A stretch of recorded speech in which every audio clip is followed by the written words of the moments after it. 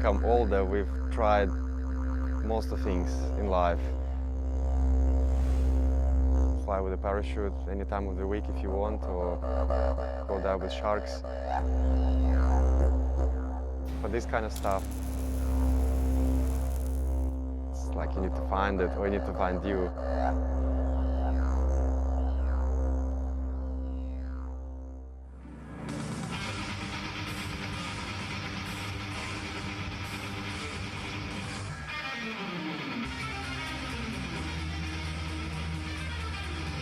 My name is Nikita Shtepa. I'm building a gigantic walk-in kaleidoscope which people can interact with by being inside and seeing their reflections.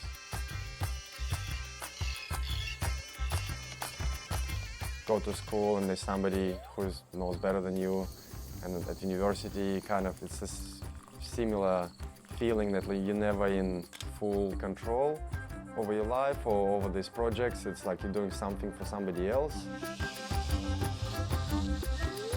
You're the worker, you're the designer, but also you're the one that ultimately gets to say, is this good enough?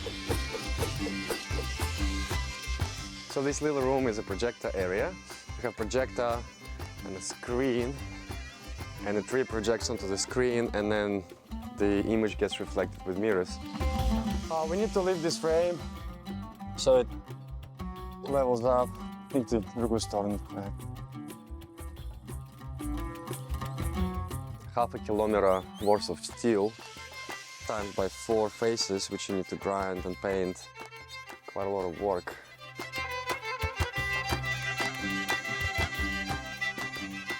For me, it was a really big privilege to be part of Vivid. The stars aligned to be accepted into such a big event. It's the iconic festival of Australia, of Sydney, international, with millions of people attending. Yeah, obviously after the initial happiness subdued, I was like, ooh, what did I get myself into?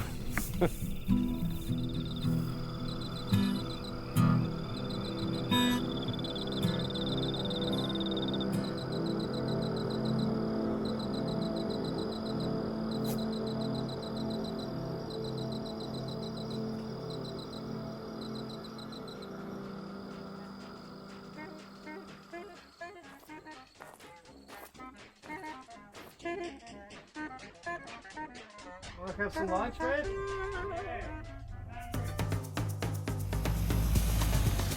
Like I had to come here to start working. I was like, okay, I need to build a shed. I have this big triangular tunnel, 95% of it built by myself. The tarp itself is maybe 50-60 kilograms. It's amazing how much of the old kind of analog ancient techniques like block and tackle or some ropes can do so much. The gears of this idea started turning slowly. At the time I was in Russia with my mom in this beautiful kind of retreat place overlooking on the lake.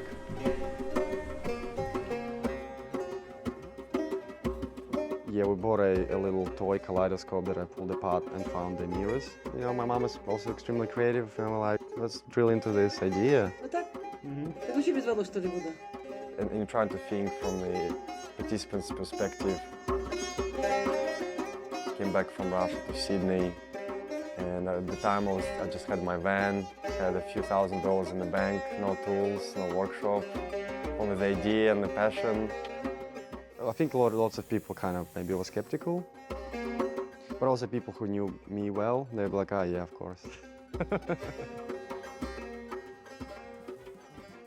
Grew up in the far east of Russia, living in Khabarovsk, which is right on the border with China, and obviously there's a center of the town is a red square with monument of Lenin in the middle of it. Chaos of the 90s, post-Soviet Union collapse. Lots of people being killed every day. So it was pretty dangerous, but also there's the inflow of Western world very rapidly. Like all of a sudden you had access to all the movies, jeans, bubblegum.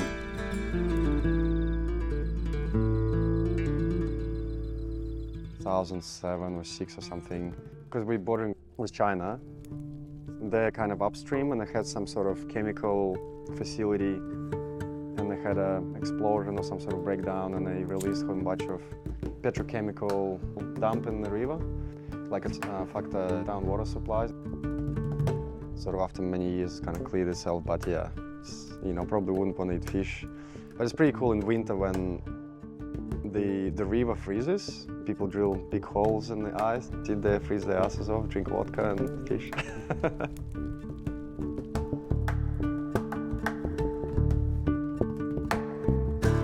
Yeah, we had this subject, which is kind of like basics of survival. They gave you this AK-47. Barrel was welded, so you couldn't shoot anything from it, but it was just for educational purposes. We had to learn how to assemble and disassemble the rifle in like less than 35 seconds or something.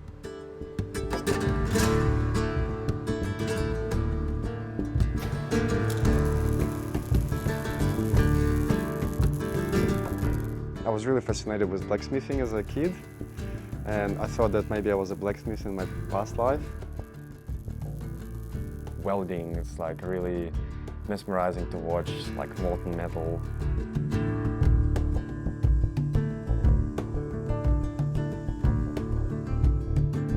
The Premier is expecting COVID infection numbers to rise over the weekend.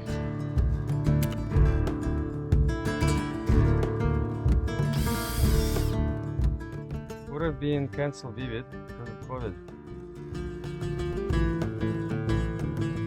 Hope it's not. Hope it's not the case.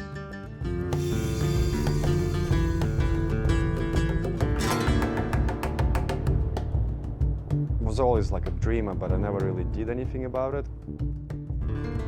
It was maybe 3 years after I finished uni, kind of the dream job. Everything was amazing. When I started like having my first kind of big crisis, I remember my reflection process, and I was like, okay, I've went to school for 12 years, went to uni for 5 years, now I'm working full time, and I'm like, is this it? Is this how life's gonna be? And I could, within that sort of lifestyle, you can kind of see your whole life unfolding. Is that it? And that's when I decided to leave. Went traveling in a van, and I was like, what's the point of life? Feeling a bit suicidal as well. Is that it? If you're kind of ready to die, you may as well try it without much implications, because I know about these plant medicines or psychedelics, they offer this experience of death. I couldn't speak, I literally forgot languages. I forgot Russian and English. And I remember the only real word was family in English, but I didn't even know what it meant. I was like, this is my only connection to reality. That was the only thing that's real, and then everything else was just complete madness. You really face, your fear. That's a big part of it. You sort of realize that it's not really a thing, it's not real. Yeah, you're the captain of your ship.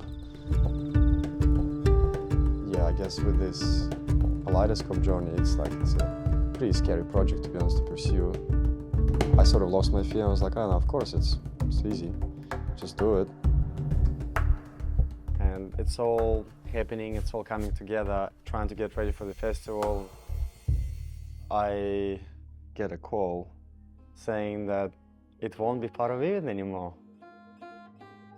And it's like, that was a main forcing function to get this ready. Yeah, it was a lot of emotions, I guess, a lot of feelings.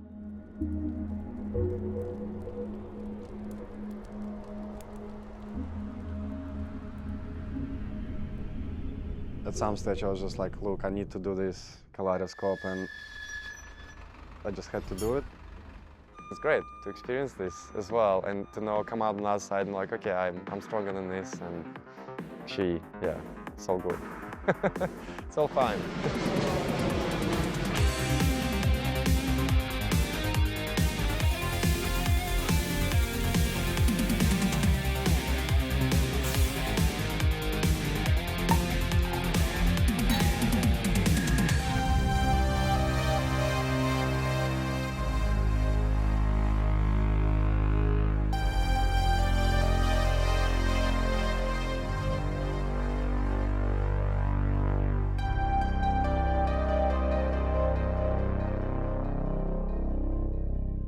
was amazing to share it with people I know, and colleagues and friends and kids, and see their reaction and actually engage with them. Just this like purity, I think it's the purity of amazement and excitement. Like, doesn't happen that often.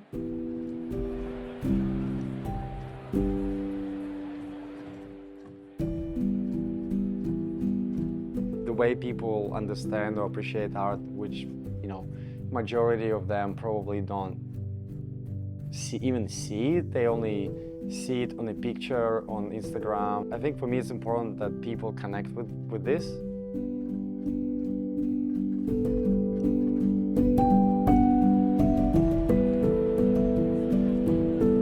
I actually refer to the kaleidoscope as Kaleidi, which is more of a friend's name to me. Just a lot of people really contributed to this project, and I wouldn't be able to do it without them. It's a very satisfying experience where you like put so many hours into something. I think like there's some ideas that manifest through you, and you don't really ask the question why or for what reason. You just do it. And that's adventure. Like, go on an adventure. That's worthwhile. That's cool. That's that adventure that you want to do. Yeah.